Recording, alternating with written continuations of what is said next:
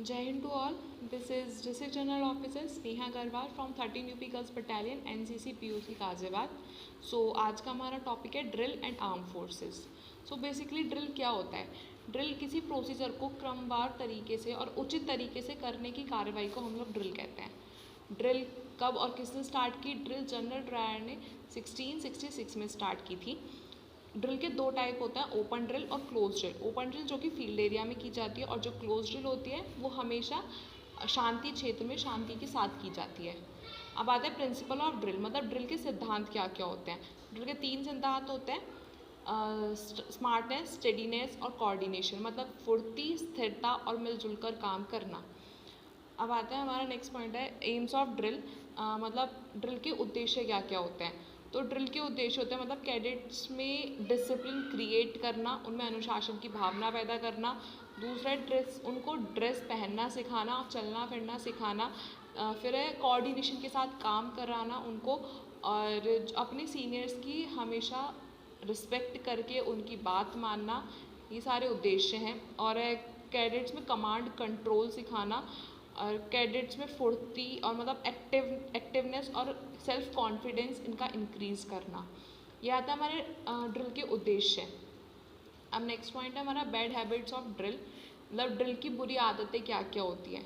तो ड्रिल की बुरी आदतें जैसे कि unnecessary movements during the parade, मतलब परेड ग्राउंड में अननेसेसरी मूवमेंट्स करना. जैसे हम लोग सावधान में खड़े हैं और सावधान की पोजीशन में अगर हम इधर उधर देख रहे हैं, कोई इधर उधर ऐसी हरकतें कर रहे हैं, तो ये हमारा इनडिसिप्लिन क्रिएट करता है.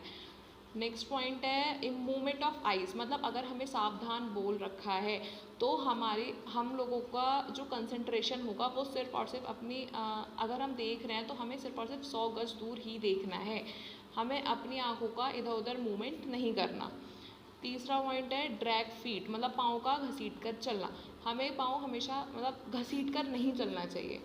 अब आता है next point finger movement in boot, मतलब जो अगर हम सावधान पोजीशन में खड़े हैं तो फिंगर का मूवमेंट नहीं होना चाहिए बूट्स के अंदर, नहीं तो ये इनडिसिप्लिन में आ जाता है. और कहते हैं कि जो हमारा सावधान की पोजीशन है वो हमेशा वर्स्ट पनिशमेंट मानी जाती है, क्योंकि आप उसमें ना तो हिल सकते हैं ना इधर उधर देख सकते हैं, तो काफ़ी टफ हो जाता है वो. नेक्स्ट पॉइंट आता है हमारा वर्ड ऑफ कमांड, मतलब वर्ड ऑफ कमांड कैसी होनी चाहिए.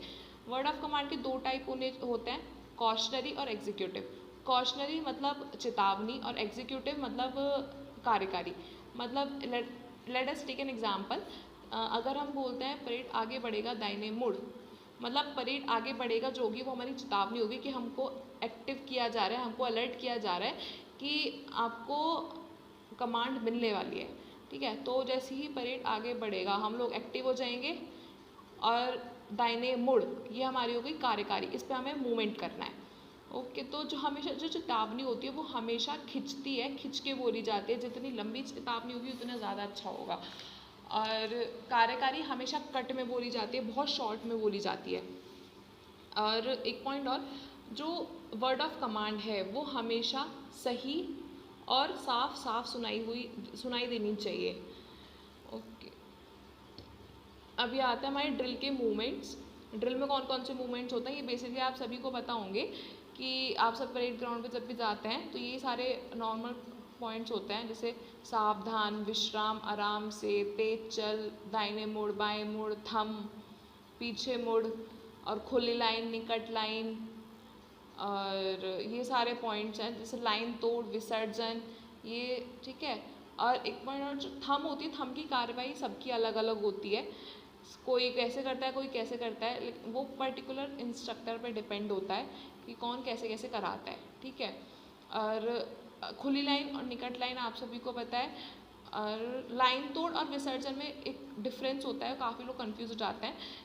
इन दोनों की कार्रवाई तो एक जैसी होती है, बट जो लाइन तोड़ होता है वो हमेशा इसलिए किया जाता है क्योंकि हमें 5 मिनट का, अगर मतलब परेड के बीच में हम लोगों को 5 मिनट का ब्रेक दिया जाए तो उसको हम बोलेंगे लाइन तोड़. और जो विसर्जन होगा दैट मीन्स हम लोगों को वापस उस पॉइंट पर नहीं आना. ठीक है.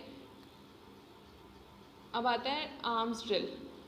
क्या क्या मतलब आर्म्स ड्रिल क्या क्या होती हैं, जैसे कि सावधान, विश्राम, आराम से, सलामी शस्त्र, बाजू शस्त्र और भूमि शस्त्र, ये सारे के सारे हमारे होते हैं आर्म्स ड्रिल के अंदर, जो हम राइफल के साथ करते हैं।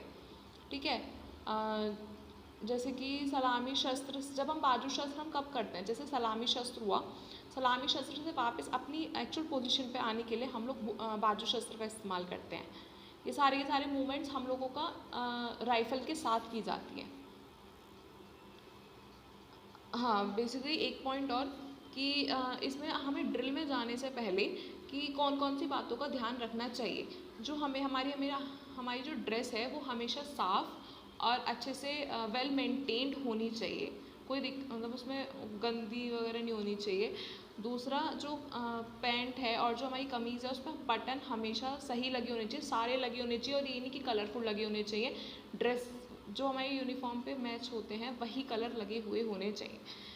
और दूसरे, जो ड्रेस है वो ढीली नहीं बंधी होनी चाहिए, ना ही बिल्कुल टाइट होनी चाहिए, नॉर्मल होनी चाहिए।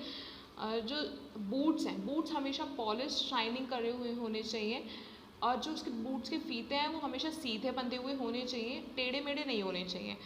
और जो बेल्ट है, बेल्ट का जो बक्कल होता है वो हमेशा कलर्ड हुआ होना चाहिए, मतलब उस पर पॉलिश हुई होनी चाहिए ब्रासों से। बेल्ट ढीली नहीं बंधी होनी चाहिए। ठीक है, और ड्रिल में जाने से पहले एक बात का और ध्यान रखना चाहिए, जो हमारी शर्ट है, शर्ट के सिर्फ और सिर्फ 3 बटन दिखाई देने चाहिए, उससे ज़्यादा बटन नहीं दिखाई देने चाहिए। ओके, अब नेक्स्ट पॉइंट आता है हमारा आर्म फोर्सेस। नेक्स्ट टॉपिक है हमारा आर्म फोर्सेस, दैट मीन्स सुरक्षा सेनाएं। मतलब भारत में सुरक्षा सेनाओं का मुख्य उद्देश्य देश की जो बाहरी आक्रमण से रक्षा करने के लिए होता है। तो आर्मड फोर्सेस में आते हैं, अब आते हैं हमारे ब्रांचेस ऑफ आर्मी। ब्रांचेस क्या क्या होती है, इन्फेंट्री, आर्मर्ड कोर्प्स और आर्टिलरी। इन्फेंट्री का मतलब होता है, मतलब जो ये, इनको हम पैदल सेना के नाम से भी जाना जाता है, मतलब ये थल सेना का मुख्य भाग होते हैं, मतलब इम्पॉर्टेंट पार्ट होते हैं। ये सेना से शत्रु, मतलब यह सेना शत्रु से पैदल ही लड़ती है, इसलिए इन्हें पैदल सेना के नाम से पुकारते हैं।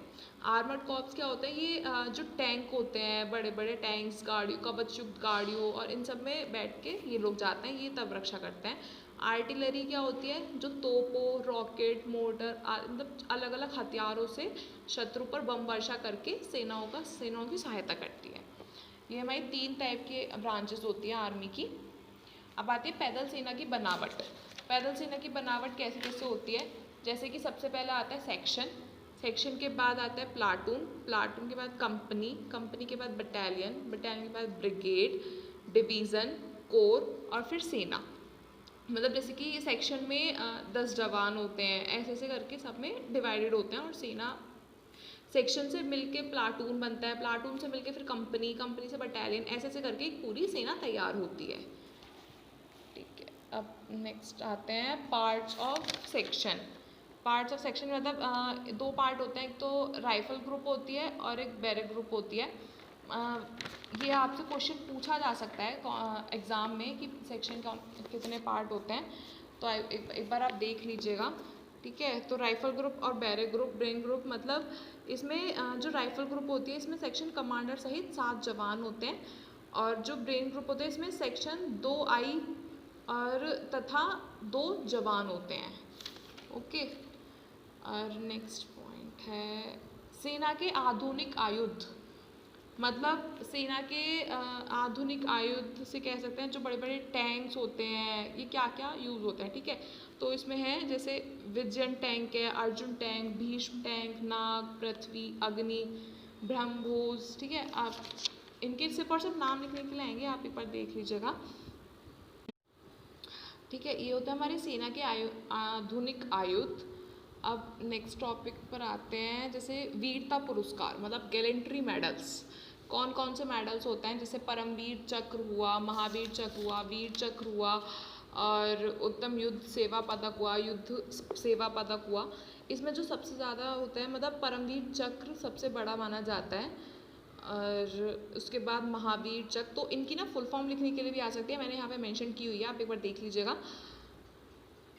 काफ़ी सारे गैलेंट्री मेडल्स हैं।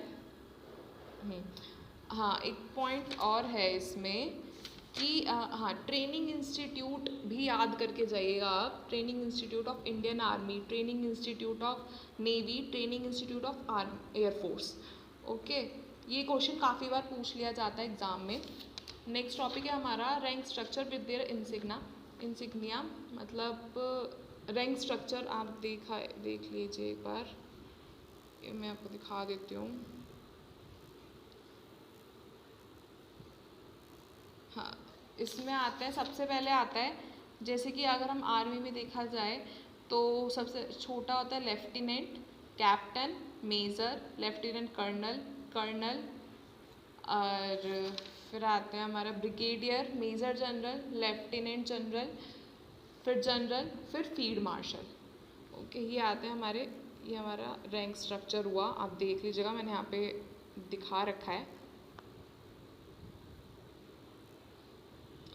हाँ, ये अब आपके इम्पॉर्टेंट क्वेश्चंस हैं जो कि पेपर में आए हुए हैं काफ़ी बार लास्ट ईयर के पेपर्स में।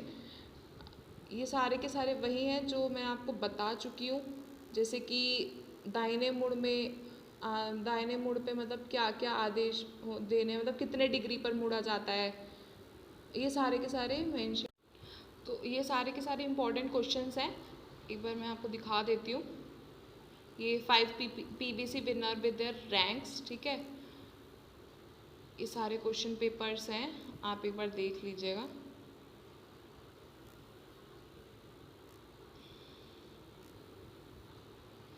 हाँ, तो ये सारे के सारे हैं। अब आपको इसकी PDF आपको हमारे डिस्क्रिप्शन बॉक्स में, मेरी वीडियो के डिस्क्रिप्शन बॉक्स में मिल जाएगी। और please like this video and subscribe this channel. Thank you, जय हिंद to all and all the best for your exams.